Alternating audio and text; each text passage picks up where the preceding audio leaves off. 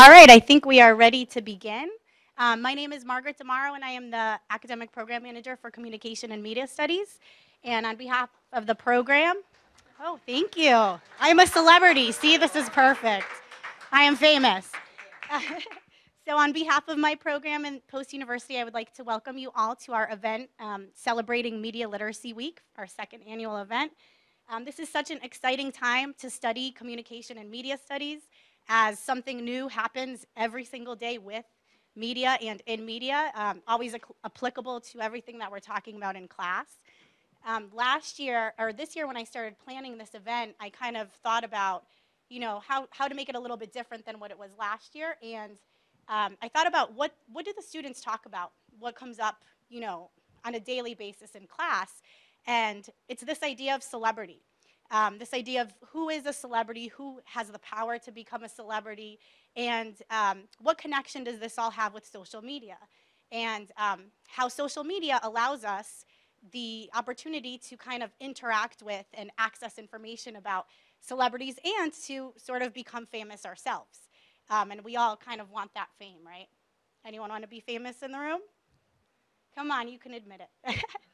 Okay, so really, really exciting today also that media literacy is a topic that's kind of gaining prominence and a little bit of recognition, at least, around, in education and different, as it connects to different topics. So tonight I'm really excited to present this panel of experts who is going to discuss the idea of celebrity, the evolution and definition of what it has become in terms of social media and how we use it. So I'm going to briefly introduce our panelists, and then I will hand it off to our moderator, David, to begin the event. So first I would like to introduce you to Alicia Muha, which is, she's sitting all the way over there. She is an established communication professional with a PR and strategic communication background. She is currently a press secretary for our state government, and she works with state legislators on press-related materials and works to develop a media presence for a variety of her clients.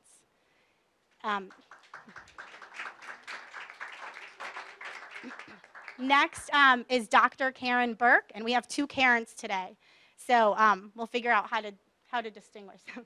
But this is Dr. Karen Burke. She is an associate professor in the Media Studies Department at Southern Connecticut State University.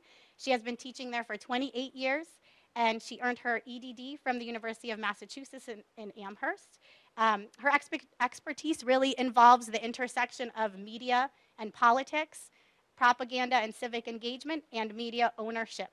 And she has done lots and lots of things that too long of a list to mention, but she did publish a workbook called AIMC, A Communication Tool for Life.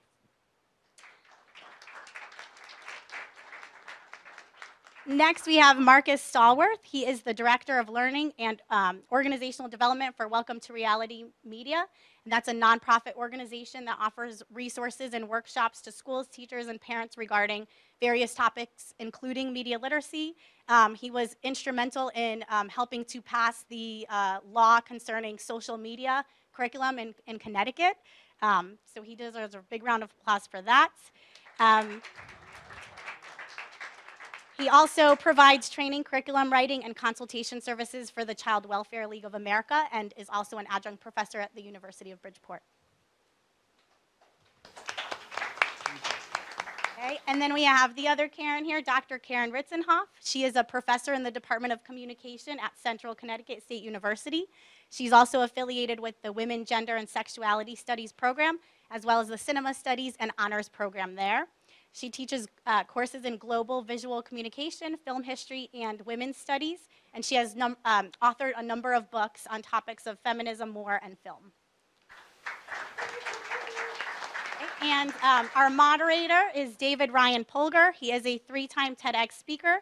He explores our relationship with technology from an ethical, legal, emotional perspective. He works every day to improve the way kids, teens, and adults use media and technology. He has been featured on many, many different shows and publications, his writing and commentary, such as HuffPost Live, Boston Globe, Financial Times, and Sydney Morning Herald, and many, many more. He is the co-founder of the Digital Citizenship Summit, That's a conference that brings educators and parents and students together to promote safe, savvy, and ethical use of social media and technology. This year, his event had a global audience, and it was actually held at the Twitter headquarters, which is super cool.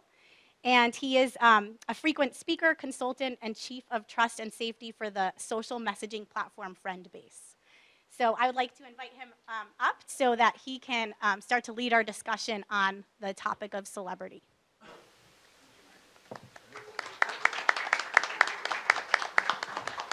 All right. How's everybody doing? By the end of tonight, we're all going to be famous. This is being filmed right now, just so you know. So we are looking for our Ken Bone. So I'm looking just around the audience, seeing who has a funny-looking sweater. But it seems like everybody here is looking a beautiful audience. So I don't know if we're going to have a Ken Bone today, but just to get us thinking right now, get you in the frame of audience, because this should be, we have a very talented group of experts, but at the same time, we should make this very interactive, right? We want the audience, we want you to be engaged, right? We're all here together. So one thing to think about, right? Who's on social media, right? Who has Facebook, Instagram, Snapchat? Okay. So we're all on social media. How much does Facebook, let's say, or Instagram or Twitter, how much do they pay you to post about a product? How much do they pay you? Right? Nothing. Nothing. How much do they pay LeBron James? A lot of money. So well, there you go. $300 million, 10-year contract. This should frame the conversation, because celebrity, as it relates to media literacy, our ability to consume and produce media in a critical manner, to think critically about it. Why do we pay LeBron James a lot of money to wear Nikes and not you or me? We must be thinking, Nike must be thinking, that LeBron James can influence your decision. So a lot of today's discussion is going to be around the idea of why and how celebrity influences our lifestyle decisions, our personal decisions, right? Because obviously we know that's the case. So Marcus, kind of moving on from left to right, what's your kind of conception right now of fame in the 21st century? So first I just want to say hello, and you guys might not get this at the moment, but this is an incredible thing that Post is doing for you guys to have access to this stuff today, not because I'm here or these guys are here, but knowing that you guys are today's current future and progressive and moving forward. It's really amazing that you guys have this opportunity. Every school doesn't have this, so I just wanted to say that first. So, and I didn't get paid for that, right? So I just want to bring you back a little bit, like to a ground level piece, right? So think about when you guys were growing up, trying to use the potty. Can y'all remember that? Let me tell you something. It wasn't a long time for some of these people in this room, right? But think about this. So when you think of a little young person who's trying to use the bathroom, right? And what happens when you're trying and the little boy, the little girl goes pee-pee in the potty? What do? Yay! You went pee-pee in the potty. We clap and we celebrate, right? So what does it make a child want to do? So, well, guess what? I want some more juicy juice so I can go pee-pee in the potty again, right? So what does that translate into? So we have like a innate thing within ourselves that we want to get gratification and get validated. So when we do things and it feels good, like working hard, getting a report card, getting that 92 on the spelling bee, and your family hangs it on the refrigerator, right? That makes us feel good, and it makes us want to continue to do that. So in a lot of instances, people have taken that kind of mindset and they've transferred that into the new social media world that we live in. So people post things, they publicize things with the intent, hoping that they're going to get some type of validation, some type of gratification from that. And when they get that, it encourages them and excites them to want to continue to do it. And the more they do it and the more attention they get, it just kind of builds itself up. And then when you get to a point, some of the great projects I saw upstairs, once you get caught in that world, it's very, very difficult to live a normal existence.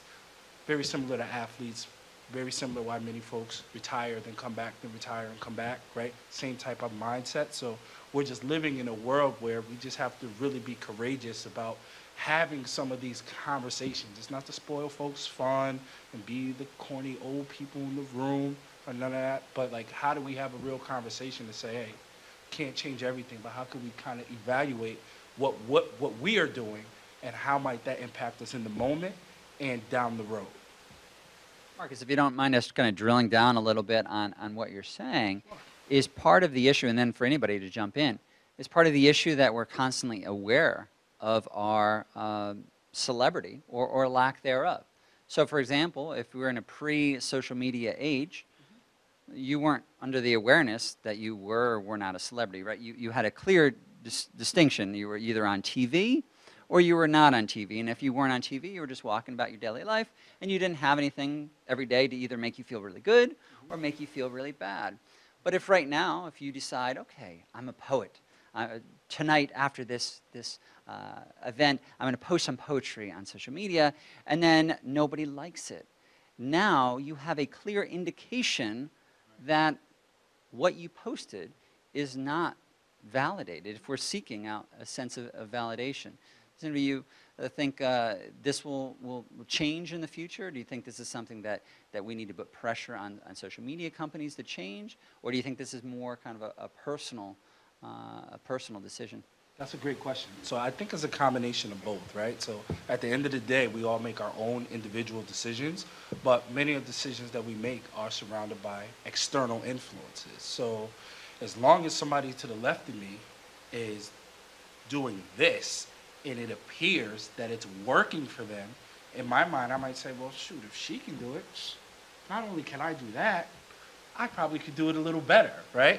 So then what happens over time, we start to up the ante. So there was a point in time where, you know, in history, things continue to change. So there was a time where we used to have something called station wagons. Anybody ever see a station wagon before? Right? Still have one? So the station wagon used to have the seats in the back, and it was pretty cool. You could see the cars coming, right? We all thought it was fun, and we sit in the back, and when we turn, we say, wee, and it was a whole deal. What we started to realize was that was very, very unsafe, especially if folks had accidents, right? So what did? We realized that, hey, maybe this isn't the best idea, but unfortunately some things had to happen before we decided to reevaluate that. So where we're living right now in real time, there's no real regulation on how technology and social media works. At some point, I would imagine, back to your question, there will be some regulation. So my question to folks in the group, and not for you to say out loud, is say out loud, but how do we think about how this stuff is impacting us, and where do we want to land? Do we want to wait until there's regulations in place, or do we want to get a little more knowledge and understanding of how we can safeguard and protect ourselves? So now, when we take it to the nth degree, and a celebrity, you know, how do we deal with that in kind of this age of truthiness? There was a great video recently where an individual, an unknown individual, had a great idea. He said, why don't I just pretend I'm a celebrity? I'll hire somebody who will pretend like they're my assistant, and then I'll have people who start following me around, and then before you know it, and it worked. Before you know it, everybody assumes they've seen this person. They say, oh, wait a minute, I think I've seen him on CSI, and you fill in the blank, right? So, Marcus, kind of love to hear from your end. Do we have a tough time determining celebrity in today's day and age because it's so nebulous? I think we do.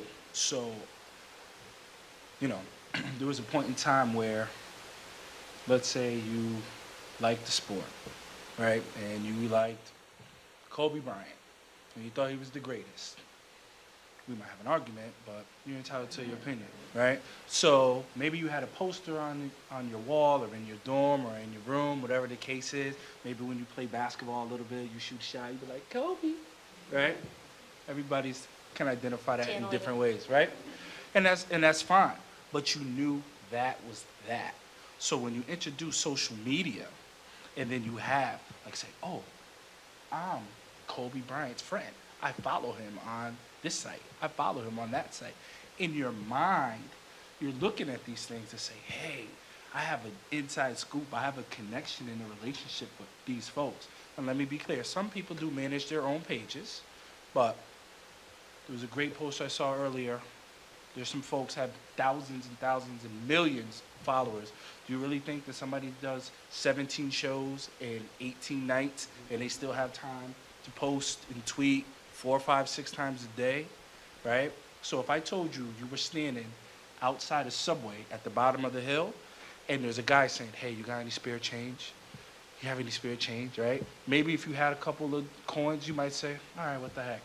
But if I told you, say, listen, this guy is a millionaire and he's telling you, can I get money because he believes you're going to give it to him, would you be offended? Would you? Would you still want to give it to him next time you saw him? Probably not, right? So it's very important that folks really take a look and say, hey, people in many ways are taking advantage of the fact that people believe that these things are real and that people believe that this is the reality, and they're guaranteeing and baking that you young folks are not educated, I'm going to say these words, and are too lazy to do your own homework and research. Now, I like to believe that that's furthest from the truth, but they're investing time to do that. So how many folks in this room like other people telling them what to do? 9 times out of 10, someone tells you what to do, what do you want to do?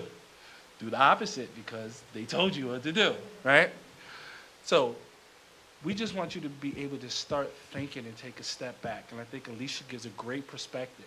So she's doing some wonderful work with legislature, right? And say, hey, they don't have the manpower and the ability to manage all these things, but I can disseminate things on their behalf. I just wonder who else is in different roles that are doing the same thing with the hopes of folks following what they're directing you to do without you making your own decisions. If you make your own decision, that's what you decide to do it. But hopefully folks are in a position, this is the greatest place to be on a college campus while you're learning and questioning and challenging. Just find a way to find yourself at your own decisions and then kind of go from there, good, bad, or indifferent. Okay? Well said. And I just, Karen P., you mentioned something interesting. You kind of hit upon the idea of a kind of a Faustian bargain, right? The idea that you sell your soul for the devil. But think about that when you see that in a movie. If somebody was selling their soul for the devil, they might say, well, give me basketball skills, and then I'll sell my soul. Right? Give me something. It's a quid pro quo. It's a this for that. You're giving something. The very idea of fame is generally seen in our society as a Faustian bargain, that you're giving up your privacy. People are going to hound you. They're going to call your number. They're going to harass your mom because you're getting paid $5 million a year. So we don't necessarily feel bad for celebrities because we say, yes, they're getting harassed, but they're cashing out. But in today's day and age, we can often become a celebrity without that bargain, right? So Ken Bone from the second debate, who became famous for his bright red Izod sweater, because I guess his other outfit he ripped it right before. He now is a celebrity in the sense that he is famous, but unless he's doing some licensing deal or endorsement deal with Izod, is not going to the bank with this. So any kind of thoughts with that? And then just pass it on here. I'll give you this mic. Well, I think with that particular example, he didn't seek it out. So there's a difference. He just happened to have a sort of quirky sweater on. He asked a question during the debate. Can you all hear me? So that's an unusual situation. I want to go back to something that Marcus said. I'm not worried about the people in this room. You're already media literate because you're here. So I'm not worried about all of you. I'm worried about people that aren't in this room, who take media for granted, and it's so omnipresent, it's almost invisible, that we don't even think about it. All of you are thinking about it, right? Critically thinking about it, which is wonderful. So I think it's a real problem. For both men and women. One area that I'd like to come back to, because if you look at kind of our subtitle here, the rise of celebrity in the media age. So that means, right, that celebrity, it's not a kind of a fixed amount, that it might, maybe used to be with sports stars and music and maybe a few other ones. So do we have any celebrities here? Right? Maybe we have some celebrities in the audience, because if we're determining celebrity by the number of followers, by a certain number of likes, then any of us theoretically could be celebrity. So Marcus or Alicia, love to kind of hear your thoughts on that. Is there a certain kind of danger with that, right? Do we now chase celebrity, or do we have a tough time determining, right, who's who? Because again, think about it. If I go on Twitter today, my indicators, kind of like our bio, was an indicator of who you are, right? How do we know, what your background is? Our indicators are the quality of our photo and the amount of people we're following versus how many followers we have, and then maybe a certification. So yeah, so I like to take this in a slightly different direction, but I want to go back to the photo piece that you're talking about. So your profile picture. So I'm not going to ask you to raise your hand, but I'm going to ask you to answer this question to yourself. How many people, for your profile picture, you took the picture, said, click, that's a good look, and then just posted it? Or how many of us, you're a wild boy, good for you, right? But how many folks in this room have taken a picture, and then you look at it, and then you're like, oh, I'm not sure. Oh, let me try another angle. Oh, I forgot the duck lips. Wait, I'm forgetting something. And then you're like, let me put the filter on it. Let me put the glamour piece on it. Let me trim this down. Let me highlight this. Let me take the red out, right? So the picture is supposed to be for the people who know you, to be able to identify you and say, hey, there's Marcus Stallworth, but there's another Marcus Stallworth who's a principal in Atlanta. But there's another Marcus Stallworth that is not me. So let me put my picture so you'll be able to recognize me. But if you're putting a picture up there that barely resembles you, is that really your picture? And at what cost? So again, I want you guys to think in your mind. Some of us have friends that are on our networks that are people we've never met and we will never ever meet. And some of us say, ooh, she looks good. I'm going to send her a like or a request or whatever. There's no harm in that, because if you never see again, it didn't hurt anything, because it's just a screen. Or you'd be like, damn, he looks good, right? And you do this. So you have these pictures of these folks that you've never, ever, ever met. And you probably, very probable that you won't. But the point is, if you can't lead with your true self, even if you develop relationships, conversations, dialogues with these folks, what the heck's going on? Like, what is that relationship predicated on? Untruths, right? So when we talk about the reality piece of that, that's a real thing. And the celebrity folks, male or female, craft things that they need to be a certain way in a certain format to gain that acceptance that we were talking about earlier. So how can you exist in the world to still be connected and network, but still find a way to be relevant and not lose yourself in the middle? And I just want to say this just out loud. Thank you for saying some men are pretty. There are some pretty men out there. But men go through things too. Men want to do 150 push-ups to take a selfie with a wife beater on. Men want to not eat carbs for 3 days so they could look a certain way. It's not just females. Guys are getting calf implants, ab implants, bicep implants, facelifts, all types of augmentation. It's not just women. So this is a thing that's across the board. But if you don't have the money to do that, or you don't have the resources to do that, how could that impact how you view yourself when you wake up every morning? And we all know that how we look at ourselves every morning is how we choose to allow other people to accept and converse and treat and appreciate us. So there is a piece of that celebrity piece. If you can't reach it, like sometimes we're trying to strive for something that might just not be in your reach, right? And how do we distinguish and make the difference? Well, on the flip side with that, though, you hear a lot of people talk about viral videos. So doesn't it seem like it's within our reach? Yeah. Because a lot Then you can make it work and you can make it spin. And I think that that's part of this American idea that anybody can be somebody. And maybe that's also this dream that we're thinking about. I just wonder how many people really have access to living this dream. Marcus, if you would say something about this access to the public sphere, because sometimes I think training high school students in using technology allows them to be part of this dialogue. No, absolutely. So I want to take it. I'm glad you mentioned that movie. That's a great movie, but kind of tweak it into a different perspective through a different lens. So if I say love and hip hop, oh, look at the eyeballs. If you had to, can you name somebody on love and hip hop? Anybody? He's like, yeah, kind of, sort of, right? What's a reality show that you might watch? Anybody in the room? Yes. I can't hear you. Flavor of Love. Flavor of Love? Is that still on? No? Flavor of Love? Right.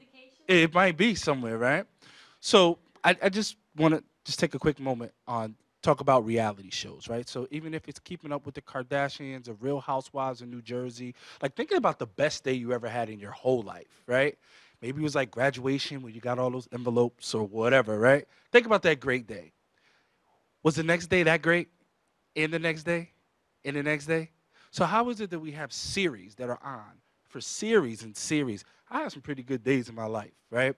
But they're not all 26 minutes with commercial. Isn't that coincidental, right? And isn't it ironic that they could say next week on ... but this is supposed to be reality show, right? But then you have the security guys, not when they fake it, but when they come in and do all that stuff is scripted, right? So it's giving you a skewed lens of what it is, and then guess what? They call it reality.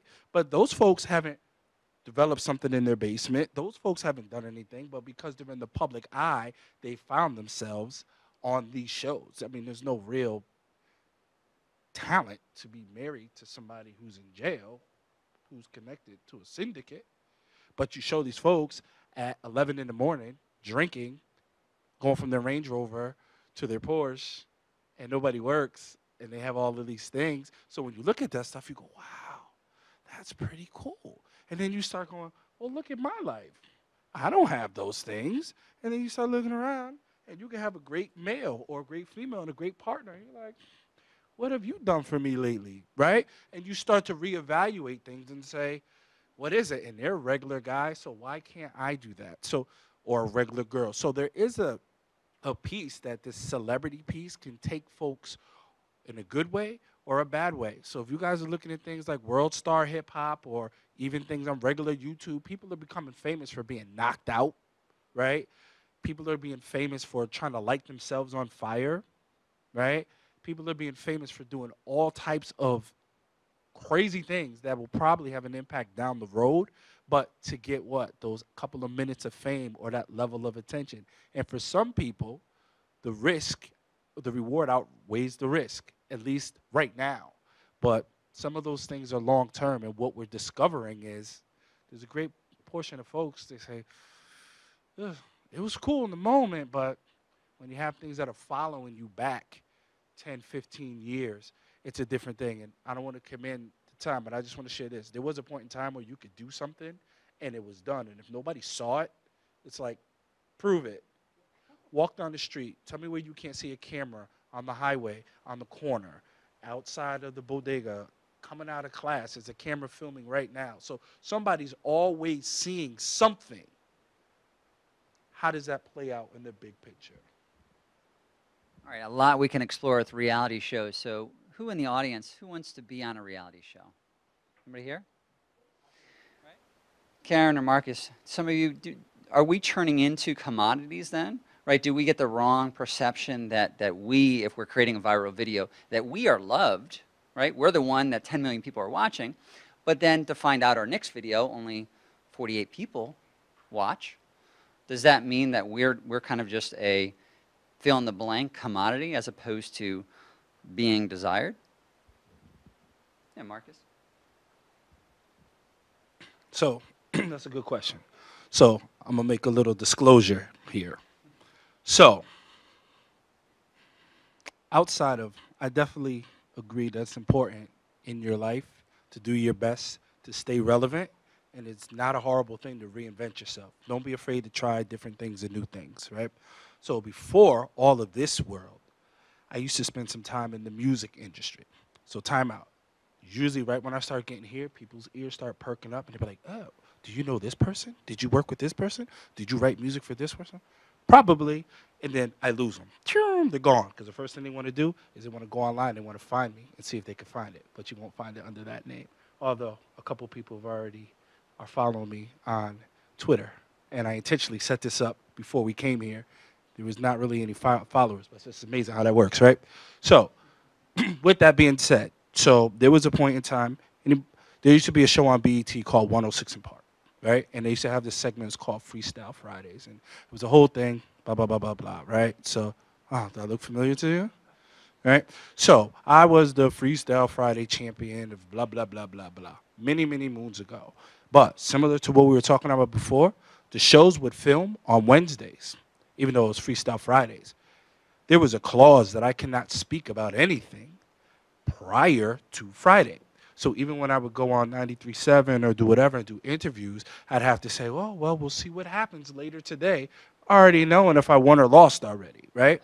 So there's that piece. But it got to a point, and this is way before social media is what it is now, but when I would go places, like it started to cause complications in my household because people would recognize me, people would come up to me, and people would be rude, and I could be with whoever, talking about whatever, and they would just like, oh my God, blah, blah, blah, blah, blah. So I also did some work in the social work arena, and it got to the point where I would have to do home visits, with families, and folks would be like, oh, yeah, sure, let's schedule a visit.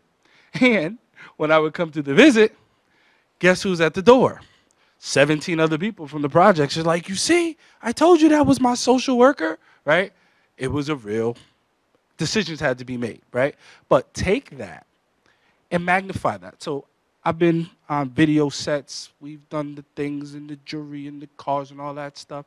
Most of the rappers and artists that you see on TV, they don't own that stuff. It's not real. It's rented. It's rented. You need to know that. Those models are paid. They don't, it's important that people know that. And I understand you guys are progressive and forward in this room, but everybody doesn't necessarily understand that. And there are a few people who say, yeah, I shot 100 people, yeah, I sold a whole bunch of drugs, and I'm still here. There's that many people that have a sliver of that truth. But what it sends a message to everybody else, well, if I go and download beats from this app on my phone, I could be the next Swiss Beats, or I could be the next Kanye West, or I could be the next ABC. So it just alleviates the whole middle piece of knowing yourself, finding an audience, networking, putting that foot pavement work down. It just gives an illusion that if you just sit behind the screen and you do this, that could happen to you. And I'm not saying that it can't happen to you, but I'd probably put my money on the lightning happened. And that's not to try to be negative with folks, but it's very important that people know that. And I work with people that you see on TV today, right now, who still live on the third floor apartment or live at Nana's house in the Bronx. But you wouldn't see that on television, right? So while you're aspiring to look for something else, these folks are already either onto something different or they know it's not real. And the folks who are really, really making moves in that way, they don't let their own kids watch that stuff on TV or listen to their own music. I was one of them. So think about that. But we're putting that out there for other folks for consumption, hoping that you're going to consume and buy it, but we wouldn't, that's not our own reality. So there's a part of just being adults where I think that we're recognizing that you guys aren't just bodies, and there needs to be a level of transparency, and that's what is starting to happen. But it also relies on you guys to continue to do that great critical thinking that you guys are doing.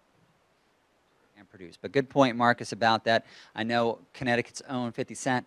I don't know if he sold the house yet in Farmington, but he got in some issue with the same idea of perception versus reality because he was going through bankruptcy, and at the same time, the judge said, well, what are you talking about? Let's look at your social media feed. You're driving a Bentley. You're throwing $100 bills out the window, kind of idea.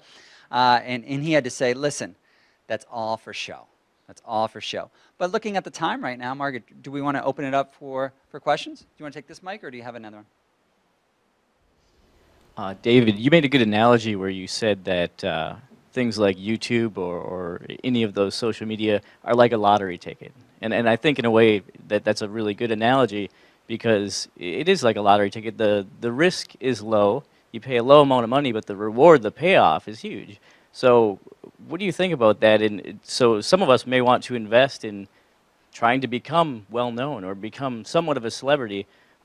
How do we manage that risk? Is it okay to take that risk, to buy a lottery ticket and try to use YouTube as a vehicle to become more well-known? So thank you for asking that question. So I'll speak for myself, but I'm thinking I could speak for folks on the panel. We're not saying that all media is bad. There's a definite place for that. So we want to just be abundantly clear to say that. But there's ways that you can use that networking to broaden and increase recognition and exposure to what it is that you're doing. So I'll be careful what I say, because I know we're recording, but on a talk show yesterday or the day before, they had a particular individual on a talk show who's on the Shark Tank, and she was giving some free advice for somebody who wanted to broaden her visibility and start a small business. And some of the things she said were very simple and very profound, and it circulated around getting some folks around you who believe in you, that you believe in them, and they trust in what the product is, and then use those networks to spread the word. So if you're spreading things that way, media is an amazing thing. I mean, we can use that even if it's for like an Amber Alert or something. It's a great opportunity to get information out quickly. So there's definitely a place for that. And, you know, arguably, there doesn't necessarily have to be such a trade-off in terms of compromise of moral composition or personal self. It's just using a platform for positive means, right? I agree. Yeah, you know, use it for networking, absolutely. Twitter's great for that. I would be very careful the visuals you put out, because you can't... Positive means, right? I agree. Yeah, you know, use it for networking, absolutely. Twitter's great for that.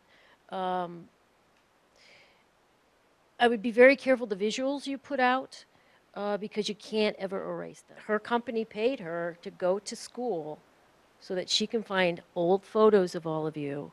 So if you apply for that job, she's going to look to see what you are and get a sense of who you are.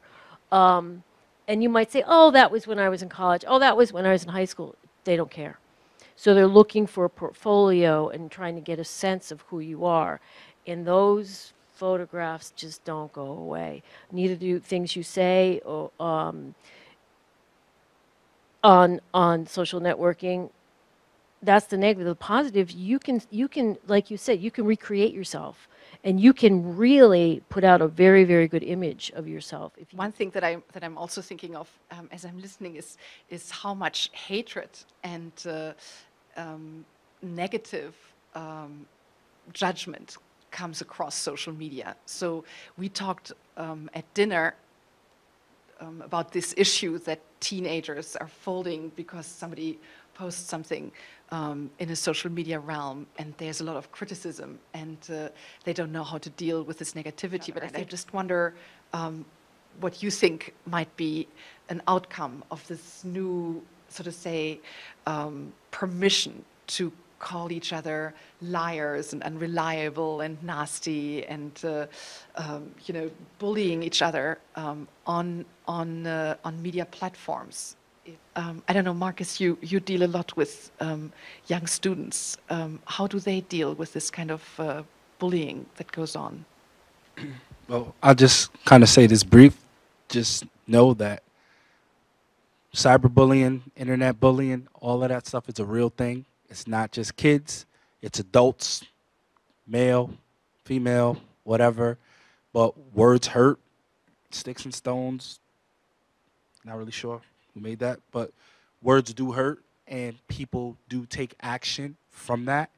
And you can have all these arguments about why folks are different today than back in the day. Doesn't matter. In that moment, if that's somebody's reality or how they feel, based on what other people are saying about them, people are entitled to how they feel. So when whoever posts something, put it out there, even in personal relationships, you're upset, you text something, you send an email, it's out there. You can't, it's not that easy to take it back, right? So there are impacts that happen, and there are folks every day who are saying, I can't escape social media. Somebody said something horrible about me. I fell. People videotaped it. I had toilet paper on my pants. I tripped on the stage at high school graduation, whatever it is. And the anonymous feedback from so many people, for some folks, their decision is, maybe I need to put a conclusion to some of this pain and suffering that I'm feeling. So it is a real thing, and you never know, the impact that those words can happen. The same way it could be negative in one way, words can be equally distributed in a positive way. We generally find it permissible in American society to be very critical of our celebrities, right? We can criticize, we can say terrible things about their marriage. If we're talking about Angelina and Brad Pitt, we can say, well, that we are still in the infancy. There are all these possibilities, but we don't really know yet how they will pan out. So I'll just say really quickly, because I heard your question a little differently. So when I heard it, when you were asking about regulations, like should there be some, regulatory limitations on what people can put out there and how they can do that, I'm not sure if that's part of where you were going. But so here's what's happening. So folks in this room, like the marketers and folks, they know this stuff. They refer to folks, you guys in this room are folks who have the most what we refer to as disposable income. So you have income coming in, but very little overhead, like not a rent or a mortgage or a car note for many folks, whatever the case is. So a lot of their marketing and advertisement is intentional. So even for our documentary, when we interviewed some of these folks who have some products that are out there that can be questionable, the most frequent response that we received was, it's not up to us to make moral decisions for the consumer. We're within our right to make a product and put it out there. And if they decide to purchase it, it's on them. So my thought is, with that online exposure, it's very similar because of amendments. We have to be very careful, but it's up to the individual or the folks connected who safeguard individuals to make those decisions about access. What are you deciding to, thank you for that, engage in, and how does that spread apart? So just kind of something to think about. I think the real regulation should come from, we're doing it here, encouraging media literacy. Close up. So I want to thank everybody here for being with us on Hump Day. Great event. Happy Media Literacy Week. Again, go to medialiteracyweek.us, sign the pledge, join up, see the other events, stay involved. In addition, afterwards, please talk to all of our lovely panelists. I'm sure they'll be happy to continue the conversation. Margaret, thank you for planning this event, Post University. Give a big welcome, warm welcome to our panelists. Thank you.